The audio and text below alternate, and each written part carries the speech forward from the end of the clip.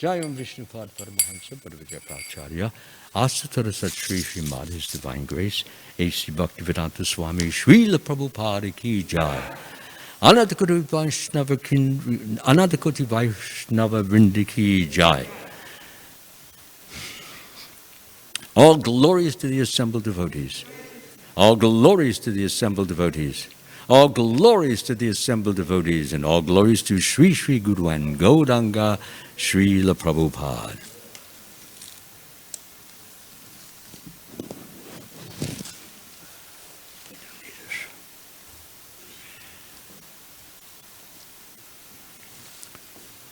Om Namo Bhagavate Vasudevaya. Om Namo Bhagavate Vasudevaya. Om Namo Bhagavate Vasudevaya. Reading from the Srimad Bhagavatam at Canto 2, 5th chapter, 14th text, entitled The Cause of All Causes. Dravyam karma cha kalaha cha svabhava.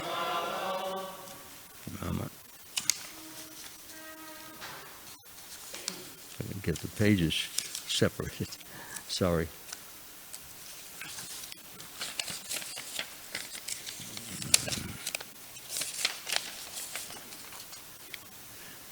Jivaha eva cha vasudevat padaha brahman na cha artaha asti tatpataha.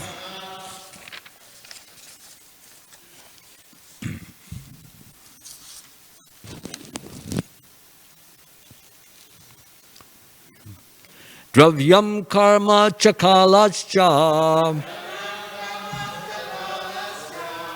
svabhavo jiva eva cha vasudevat paro brahman nachanyortosti tattvataha. Dravyam karma chakalascha svabhavo jiva eva cha vasudevat paro brahman nachanyortosti tattvataha. Dravyam karma chakalascha svabhavo jiva eva cha vasudevat paro brahman nachanyortosti tattvataha. Please chant.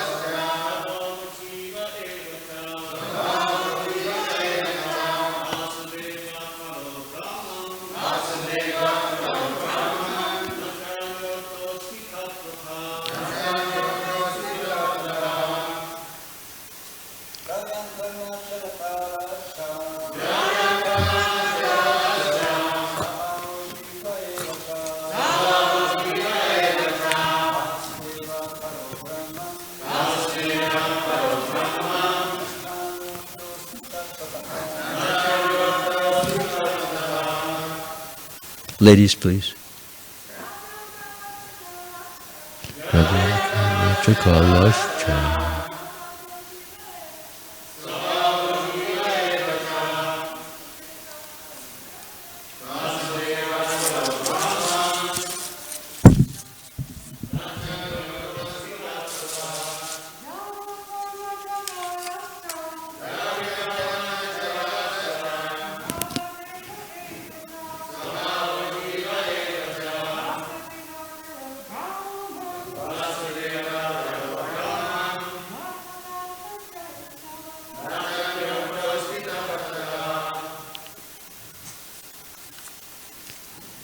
Synonyms.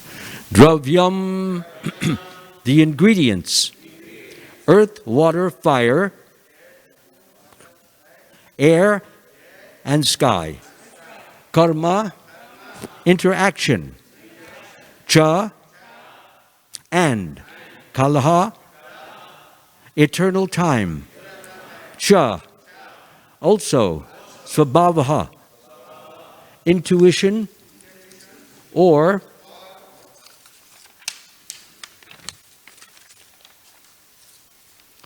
nature. Jivaha, the living being. Eva, certainly. Cha, and. Vasudeva, from Vasudeva. Padaha, differentiated parts. Brahman, O Brahmana. Na, never. Cha, also. Anyaha, separate. Artaha, value. Asti, is. Tatvataha, in truth. Translation and purport by His Divine Grace, Srila Prabhupada Ki. The 5 elementary ingredients of creation, which are what? Earth, water, next? Okay, just want to be sure everybody's awake. The 5 elementary ingredients of creation, the interaction thereof set up by eternal time, and the intuition or nature of the individual living beings are all differentiated parts and parcels of the personality of Godhead, Vasudeva. And in truth, there is no other value in them. Purport. This phenomenal world is impersonally the representation of Vasudeva because the ingredients of its creation, their interaction, and the enjoyer of the resultant action, the living being, are all produced by the external and internal energies of Lord Krishna. This is confirmed in the Bhagavad Gita 7:4-5. Anybody remember that verse, the English translation? Yeah, loud, we want to all hear it. Good. Right, there's 5 now. You've got to do verse number 5. Well, this you did 4. Earth, water, fire, air, ether, mind, intelligence, and false ego.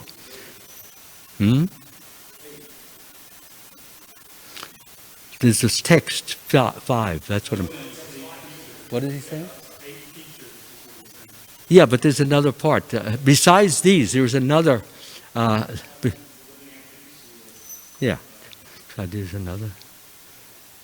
Okay, not a problem. Besides these, I don't know if I know it myself, but besides these, there is another superior energy of mine, which consists of the living entities who are living entities who are exploiting the resources of material inferior nature.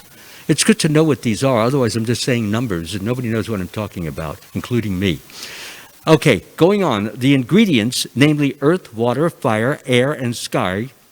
Sky is another word that Srila Prabhupada uses for ether, okay? So, as well as the conception of material identity, intelligence, and the mind are produced of the external energy of the Lord. So there's the spiritual energy and there's the material energy. The living entity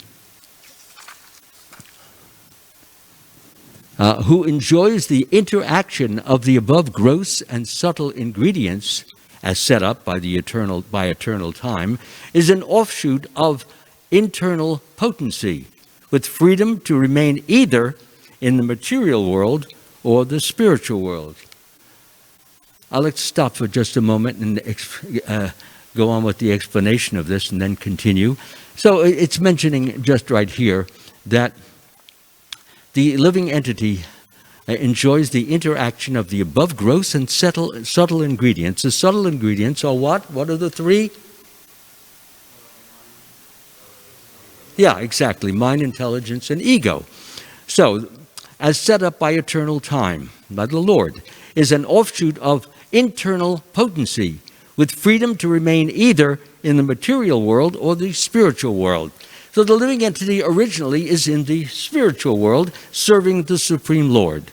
But at some point in timelessness, the living entity may decide, as he wishes, to either stay in the spiritual world and continue serving the Supreme Lord, or out of a sense of possible envy or a sense of curiosity, or those combined, he may want to find out or experience what it feels like to be a Lord, just like the Lord whom he is serving. I mean, everybody's serving the Lord, and we're all enjoying that service because the Lord is reciprocating with that service and giving us inner joy, internal pleasure. But the living entity is by nature curious. For example, we even had Lord Chaitanya Mahaprabhu for curiosity for a different reason. He wanted to taste and feel and experience what Srimati Radharani, what was she getting? It was pure curiosity. He wanted to know what it felt like, as if he were Srimati Radharani. So he wanted to feel, what was her love? What did that feel like? Okay, in other words, when she was expressing that love, what did it feel like? What was the experience? Also, when Srimati Radharani was experiencing transcendental bliss as a result of her love for Krishna, what did that bliss feel like? Because it was very unique kind of bliss. It was a bliss that no one had ever experienced. She was unique because her love was so intense, was so strong, and so focused, she couldn't forget him for a second. So therefore, her love and her bliss were extremely, not just transcendental, but exceedingly transcendental, to such an extent that no one could even imagine it. Even the Lord couldn't imagine it, and he himself wanted to experience it. Okay? And the third one was, that was her bliss and her love. And what did the Lord's sweetness taste like? So that was something that he didn't know what his sweetness tastes like, because he was the he was the expresser of that. So he wanted to taste it, and the way he could taste it is he would have to obtain or have to gain her consciousness. So what we have in Lord Chaitanya, we have basically a mixture of Krishna and Srimati Radharani. They joined together. Originally, they came apart at one point in eternality, and then the reason for coming apart was that they could love one another. It's hard to love someone unless you're apart from them. For example, if I fall in love with you, you're another person. And therefore, according to how you express to me and how I express to you, there will be a going on of this loving feeling. And that requires two people. Unless you just want to love yourself, that's not as much fun. Okay? Because you don't know, out of curiosity, what the beloved is going to give you. So therefore, Krishna was always very much enlivened, tremendously so, because Srimati Radharani, she was very unique, and she was very, very kind of suspenseful. The Lord never knew what she was going to give him in the area of love. And because it was always good, it was always delightful, it was always delicious, he never could get enough of Srimati Radharani. She was his favorite. And in fact, in the Ras Leela dance, he actually takes her away to a separate area in which they have their own personal, loving exchanges. Why that? Why her? Because he knew that from her he would get the greatest degree of delight and pleasure and satisfaction. And it would be of a selfless nature, not that she's going to give him something and then, okay, come on back, got to give me something back, which is material. No. It was completely, whatever she gave him was completely selfless. It had no demand. It had no expectation. All she would do is project the feeling of her great gratitude, her great appreciation, her great enjoyment of being with Krishna and serving that great personality. This is so wonderful. This is something we can all learn from, that whatever service we do it selflessly. We do it without any expectation, without any demand. It's done simply because Krishna deserves that and much, much, much more. Okay? So when we serve in that manner, what happens is the Lord is very appreciative of seeing how the selfless type of nature our love is. If it's materialistic, if it's expectational, he doesn't want that. That's business. Okay, I've given you this. Okay, now make sure that I get don't forget. Remember, I want $500 for my birthday. Remember that? It's not that. In fact, the devotee doesn't care he gets anything because the very act of giving is the getting. Please remember that. The giving is the getting. Why is it the getting? Because the Lord is so appreciative, so loving, so sweet, and so warm that you can't help but get if you do it selflessly. If you do it selfishly, don't expect anything. Although even then the Lord, because he is so loving, so magnanimous, he can still give something so that the devotee feels that as low as he may be, the Lord is always appreciative of the smallest degree of service. Okay?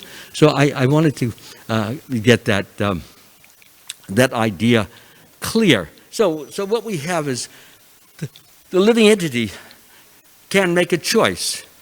He can stay in the spiritual world.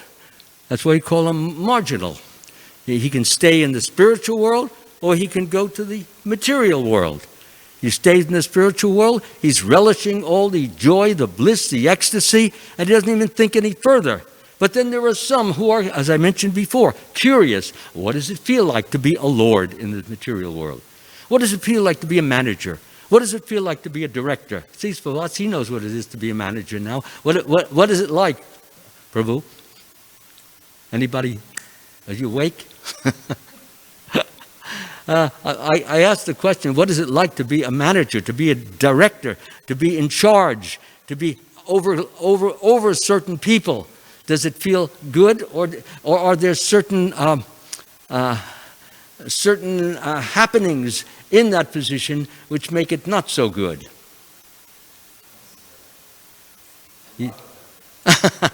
I thought so. Okay, so the important point is that a devotee, he may not want to stay in the spiritual world because he has this curiosity, which is overwhelming, which is compelling, which is driving him.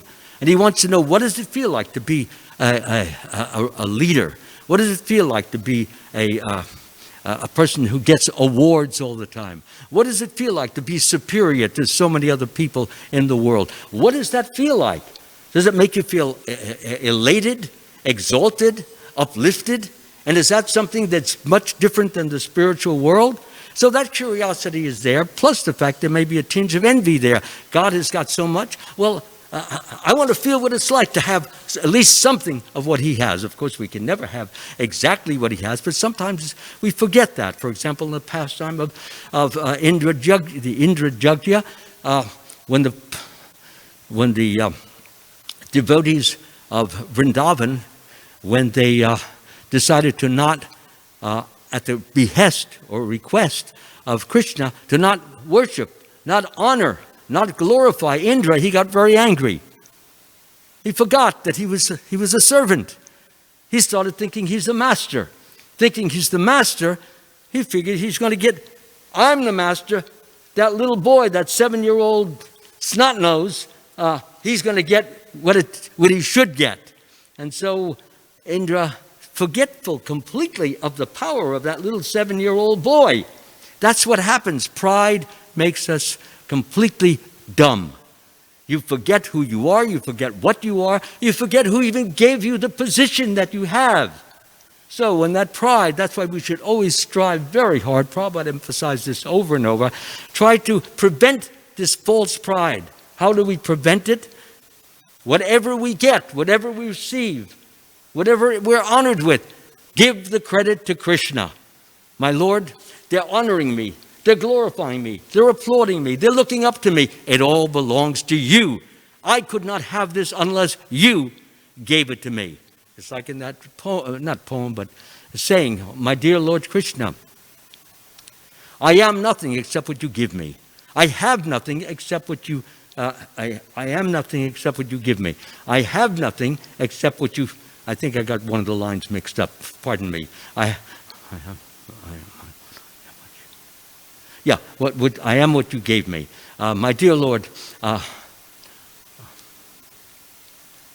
I don't know anything except what you teach me. I can't do anything unless you enable me. So the Lord is there. We may not see with our eyes the form of the Lord, but He's working.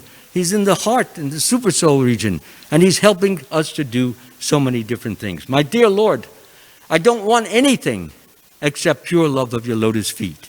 If I have that, I will have everything. So just give me pure love of your lotus feet so that I can always be thinking of them, always saying them. Oh, my Lord, please let me remember your lotus feet. Let me think of those feet. Let my head be at those feet. Let my whole body be stretched out in front of those feet. If we have that kind of a mentality, Lord is very pleased, and He will give lots and lots of blessings and mercy. But that is not the reason why we do those things. We do it because God likes to hear us glorify Him. Why? What is He, like a big egotist? Absolutely not. He knows that when we glorify Him, Krishna, Krishna, Krishna, Krishna, Krishna, Krishna, hey, when we glorify Him, He knows that we become benefited just by the sound of His name. And that's what He wants. He wants us to be benefited. He wants us to become home back to Godhead. And the only way He will get us back to Godhead is by this constantly Hare Krishna, Krishna Krishna, Hare Hare, Hare Rama, Rama Rama, Hare Hare. So yeah, He's happy to see us do that, not just for His own pleasure, but for the devotee's pleasure. Because the more pure, the more loving the devotees become, the closer we, in effect, come to Him, until we actually reach a point whereby we are simply at His feet, begging for service, begging to feel more love for Him, begging to enable us to help others feel that same love. So that is a very wonderful, very lovable, very enchanting relationship between the Lord and the devotee. Very important. So this is why the Lord loves us to chant them. That's why He injected into His own names, His potency for us to improve in loving devotional service. There is no way in which we can improve in this Kali Yuga unless we keep chanting this holy name. My Lord, your holy name alone can render all benediction to living beings, and thus you have hundreds and millions of names like Krishna and Govinda. In these transcendental names, you have invested all your transcendental energies. There are not even hard and fast rules for chanting these names. My Lord, out of kindness, you enable us to easily approach you by your holy name, but I am so unfortunate that I have no attraction for those names. Please, this is not on the flat, this the devotee has, please help me to remember you over and over and over and over again, so that my mind is just dizzy with your name. And I fall down like Lord Chaitanya Mahaprabhu. He just fell down on the floor. The name going in his mouth, he could hardly even pronounce the name. He was so ecstatic. So it's something to at least aspire to. It's very far off, but why not aspire for the highest? Why aspire for the lowest? Or why even think, no, I can never have that? Well, maybe we can't.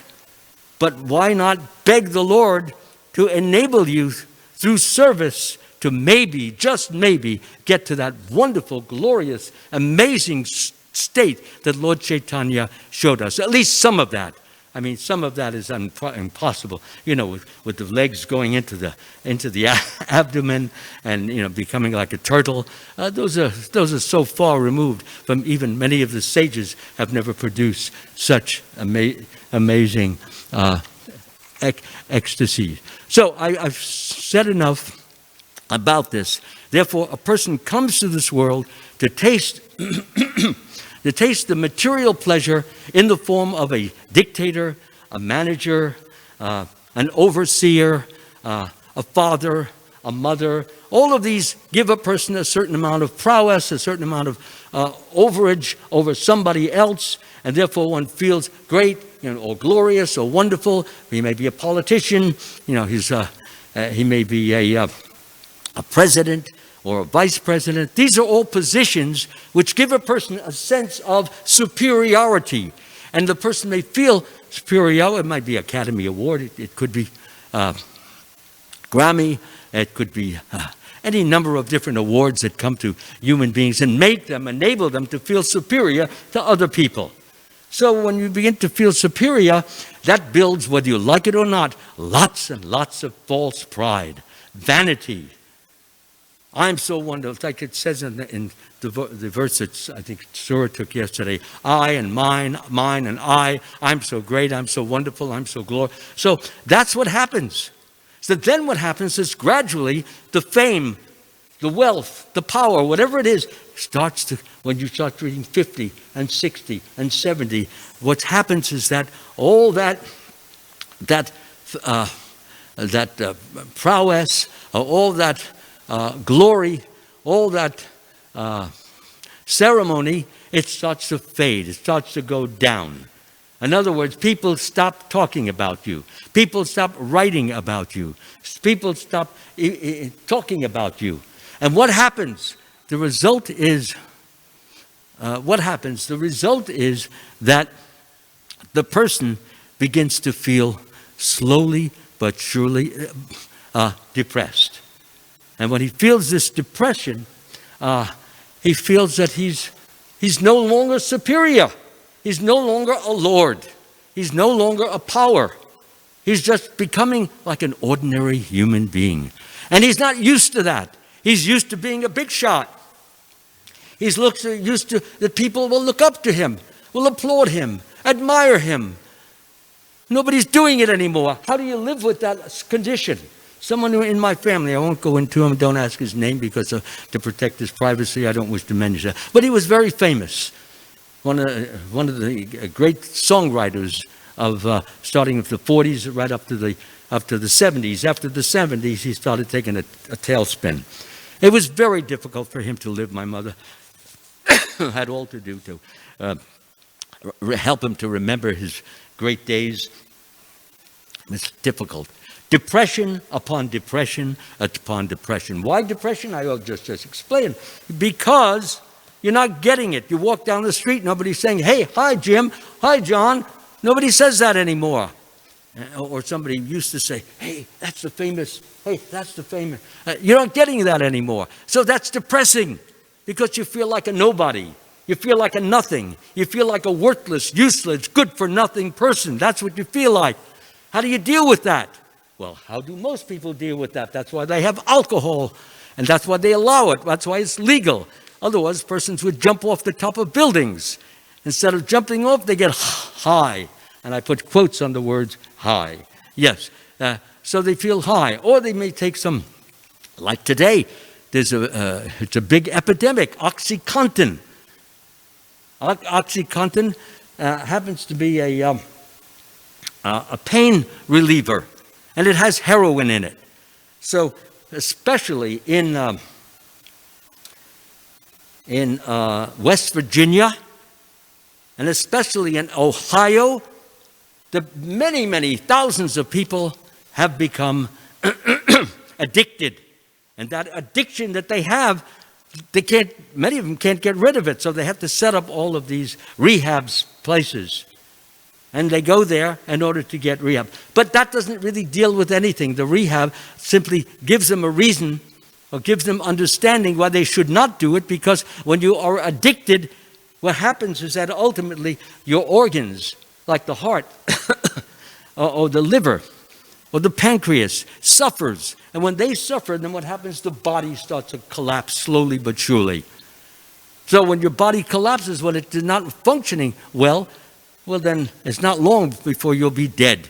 So they try to save the patient, but the way they go about it is not really what I would call truly functional. We have a process here which is truly functional because it works on the nerves, it works on the glands, it works on your understanding of why you're here, who you are, what is the purpose of life. It gives you a new purpose rather than just to be a superior person, which leads to nothing except misery.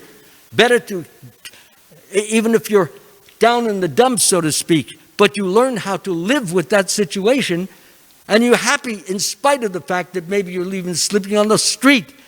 And that's because we are concentrating more and more on the Supreme Lord, and the Lord is giving us bliss, He's giving us ecstasy, giving us happiness, notwithstanding the fact that we may have a poor economic or material situation. That's great. That's the dream that everybody has, that if you have nothing, you feel like you've got everything. Think about that. Generally what they have nothing, and they're ready to dive off the top of a building. It's true. And so another thing they take is different kinds of drugs. I said OxyContin. There's a thing called PCP. I think we've all heard about that. PCP makes you feel like I didn't learn this personally, by the way. PCP makes you feel like Superman. And there have been many persons who took the PCP. They felt so powerful, so strong, so great. They went up to the top of buildings and they said to their friends, "Watch, I'm going to jump off this building and I'm going to land on my feet and walk away." They said, don't do it, don't do it. "No, I know it for sure. Please don't do it." Psh, boom, crack, the sound of the bones breaking. And that was the end of it. Or they jump off a bridge. Now, when your body hits water and smashes into it, it can kill it because the body is not that powerful. You're not wearing armor. All you have is just bones and skin. So the means by which they try to cure these things just makes the situation worse. Why does it make it worse? Well, you become addicted to the drugs. Before you were addicted to making money or becoming somebody in the world. Now we're addicted to taking the drugs to be free of the miseries that we would normally get from those particular troubles of inferiority, as I mentioned a few moments ago. So what I'm going to do now is, I think the point has been made, and clearly I believe that trying to be superior, a big shot, only leads to us becoming a little shot. The little shot meaning terribly miserable. And if we are so miserable, what is the point of it all? The point is we should read Srila Prabhupada's books. And in reading those books, we see that there is, there is an alternative. The alternative is chanting Hare Krishna, taking Krishna Prasad, like Surah said yesterday. Sorry, some dust gets caught in my mask here. So chanting Hare Krishna, worshiping the deity, living in a holy dham, chanting Hare Krishna, these things, when they are done, they bring gradual purification, purification of the body, the mind, and the body and the mind and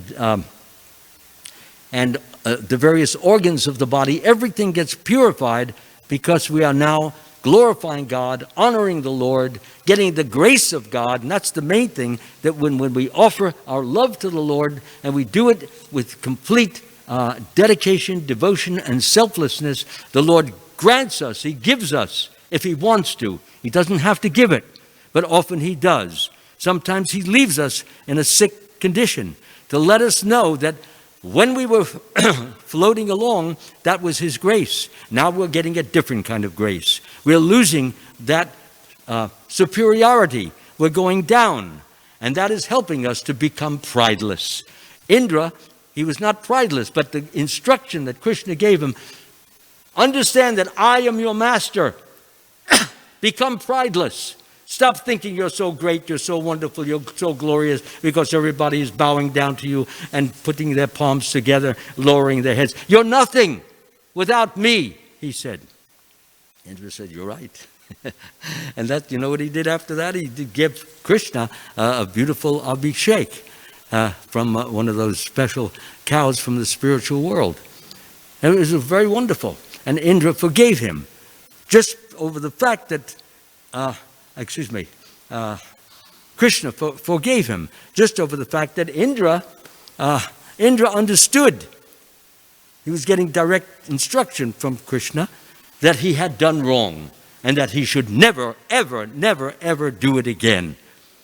And so then he went back and because he was a devotee, he learned his lesson. If he was a demon, he would put up an argument for Krishna. That's the difference between a devotee and a demon. Demons don't like to take instruction. They want to always give instruction. So that's the bad part of being in the material world. You can become a demon. Or if you have intelligence and we can surrender to these books, the result is that, hey, yeah, that's right. I shouldn't have done that. That's wrong. I made a big mistake. So you go and you apologize, you say, I'm really sorry, a few tears come out of your eyes, and then you're forgiven for the wrong that you did, and then we become, even though we may be a big shot, still we have a heart. And when the heart gets softer and sweeter and able, well then you can be a big shot, you can enjoy your big shotness, but never take credit for it at all. Let me finish the purport. Okay, so in the material world, the living entity this is what I've been talking about, is enticed by deluding nescience. Does everybody know what nescience is? Raise your hand if you don't know what nescience is. Everybody knows what nescience is? You know what nescience is? Are you saying you don't know or you do know? You don't know? Okay. You know? Well, why don't you raise your hand then? Okay. You don't have to hide here. If you don't know something, it's okay. We don't throw you out the door. Hey, you don't know this? Get out. Why don't you look it up in the dictionary? We don't do that here. Who else? I want to see hands. Who doesn't know the meaning of nescience? Everybody knows the meaning? Okay, give the meaning of nescience. You don't know, but put your hand up. What? Come on, Brigopati, you know the meaning. Give it. You don't know what nescience is? Come on, you've been in the movement for 30 years. You've been seeing it back to Godhead. Nescience and ignorance is nescience. It's on the back. It's on the cover. Ignorance is nescience, and bliss is something else. Huh? Yeah. But that's what nescience is. It means ignorance, nothing more. Okay. But it's an unusual word. Most people use the word ignorance. But we as devotees should not use nescience if we're just preaching to ordinary people. They don't know what you're talking about. And that's why I'm bringing it to the fore now. I want everybody to know what nescience is. It means ignorance, foolishness. Okay, you got it. Good. Yeah, well, we come to class to learn. Why aren't we asking questions like this? Okay, but in the spiritual world, he is in the normal condition of spiritual existence without any delusion. The living entity is known as the marginal potency. You guys already explained that. He can stay in the spiritual world, or he can go to the material world. He's like in the middle, up or down. Of the Lord. But in all circumstances, neither the material ingredients nor the spiritual parts and parcels are independent of the personality of Godhead, Vasudeva, for all things, whether products of the external, internal, or marginal potencies of the Lord, are simply displays of the same effulgence of the Lord. Just as light, heat, and smoke are displays of what? Yes, fire. None of them is separate from the fire. Again, the light, heat, and smoke are a part of the fire. All of them combined together to be called fire. Similarly, all phenomenal manifestations, as well as the effulgence of the body of Vasudeva, are his impersonal features, whereas he eternally exists in his transcendental form called Satchidananda Vigraha, distinct from all conceptions of the material ingredients above. So he manifests in the spiritual world. His transcendental form is always there, and it's called Satchidananda, which means, anybody want to give the definition of Satchidananda? Anybody here? Satchidananda. Yeah, thank you. I caught the last word, but the other two must have been there too. Yes, eternality, knowledge, and bliss, absolute. Distinct from all conceptions of the material ingredients mentioned above. So, just to reread this one little part, all phenomenal manifestations, as well as the effulgence of the body of Vasudeva, are his impersonal features. So when you're seeing this impersonal light, that's part of his impersonal features. Okay? Even though it's of a transcendental nature because it's emanating from the body of God. But it's impersonal in that there's no talking in there. There's no service in that light at all. It's just light.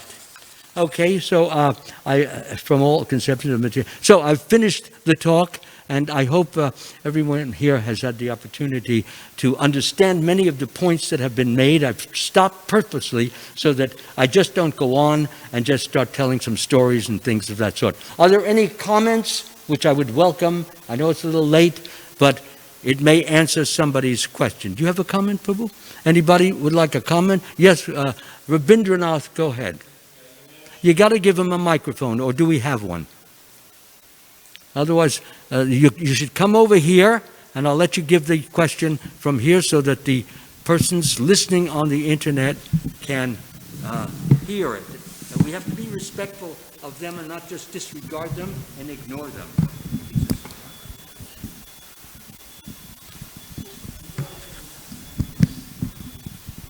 Yeah, you mentioned about falling down from the spiritual sky because of a curiosity. So is that, it mentions in the 7th chapter of the Bhagavad Gita that it's combined with envy. I mentioned that too. Oh, okay. So it's part of the envy part. Yeah. Okay. Curiosity, and it's a combined thing. Because when you want to know something, that's curiosity. And when you want to know it because you would like to have it, we enter into envy in that point. I want the same vision that he has. Why should he have that and not me have it? Okay, so there's desire and the envy, and then the curiosity is part of the envy. Yeah. Okay. Okay. Thank you. Is that okay? Can we put that back? Is there anyone else? You're going to have to come up here. I want everyone in the audience, outside, online, to please hear. This is the way we have to deal with this. We can't just ignore, neglect, disregard those people who are out there. And they understand that. They take it, we don't care about them. Go ahead. Okay. Yeah, thank you much. I really liked the part in the class about chanting. That was very inspiring. And my question is this, that in the first canto, 5th chapter of the Srimad Bhagavatam, Narada Muni tells Vyasadeva, he says, "O good soul, does not a thing applied therapeutically cure a disease which was caused by the very same thing?" In other words, when you use something in Krishna's service, it can, that propensity which was causing you to be conditioned, can cause you to become liberated. So what about wanting to be a big shot? Is it okay to desire to be a big shot in the service of the Lord?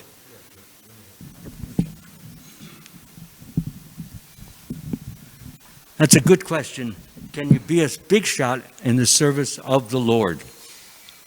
It's very dangerous and very risky.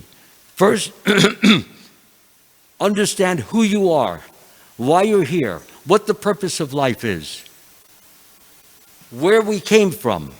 First know that, and then know what is the purpose of life. If we came from the spiritual world and came down to try to be a big shot, if that was the reason, are we happy as big shots? If we are happy as big shots, you can go on, but you will not be unless it is combined with an understanding of what the real purpose of life was, which is the real purpose of life is to be an eternal servant of the Supreme Lord. And we know that whenever we do some service for the Lord, we feel happy. We feel uplifted. I've had this experience. I remember I was having a depression. So I went over, I wasn't even in the temple at that time. There was too much politics going on. So I went over to SRF and they were putting up a pandal for a big luncheon the next day. So I was in a totally depressed condition. So I said, could I help out? And they said, yeah. Well, at the end of 8 hours, I was zinging away in blissful, because I was just thinking like, Krishna. I still remembered because I was a devotee before. So my point is this, is when you do service for the Lord, generally speaking, if he sees that you're down, he'll try to pick you up and help you to understand that that is the means, that's the way that you will come back to me and you will be fulfilled and truly satisfied and happy. He wants us to be happy. He doesn't want it. But if we will choose activities which go against his will, like the 10 Commandments, for example, or 4 regulative principles, go against his will, well, then he lets you get what you're supposed to get under that circumstance. But if you obey them, it's a different experience. And having a different experience is a peaceful one. It's a joyful one. It's a happy one. It's a satisfied one. You're in a position because God is being addressed. God is being given what he wants us to do. We are obedient, like obedient children, and therefore he gives us the result of obedient living. Okay, anybody else? No? Is that it? I want to thank you again. I know it was over. I went way over. My apologies to all of you. And for those of you who took some rest or sleep during the talk, I congratulate you. Hare Krishna.